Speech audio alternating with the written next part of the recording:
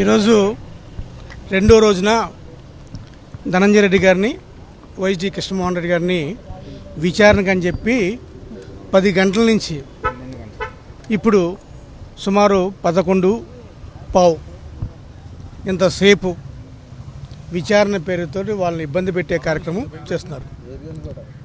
ఈ కేసు పూర్తిగా సుప్రీంకోర్టు పరిధిలో ఉంది కాబట్టి దీని గురించి మాట్లాడకూడదు. కాబట్టి ఇది కేసే కాదు, ఇందులో కుంభకోణం ఏం లేదు కాదు, కేవలం రాజకీయంగా పొలిటికల్ వెండటా. అది ఇంకొక పార్టీ మా పార్టీని గత ప్రభుత్వాన్ని బస్టు పట్టించే కార్యక్రమం చేయాలని ఒక తలంపుతోటి రాజకీయ దురుద్దేశంతో ఈరోజు ఈ కార్యక్రమం అంతా చేస్తున్నారు.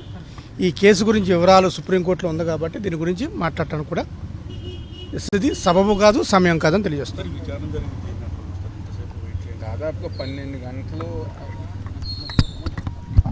60,000 పైబడిన వాళ్ళు అధికారులుగా పనిచేసి ఒక కక్ష సాధింపుగా ఈరోజు 12 గంటలు 60,000 పైబడిన వాళ్ళని ఈ విధంగా నిన్న విచారణకు వచ్చారు, మళ్ళీ ఈరోజు వచ్చారు.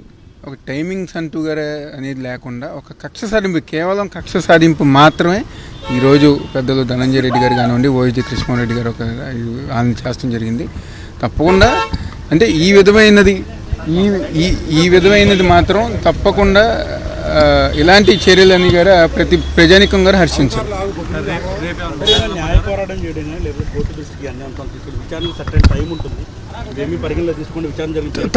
తప్పకుండా విచారణ జరిగిన తీరు గురించి తప్పకుండా న్యాయ పోరాటం చేస్తాం, న్యాయస్థానాన్ని ఆశ్రయిస్తాం. రేపు కూడా విచారణ రమ్మన్నారు, తప్పకుండా విచారణకు వస్తారు.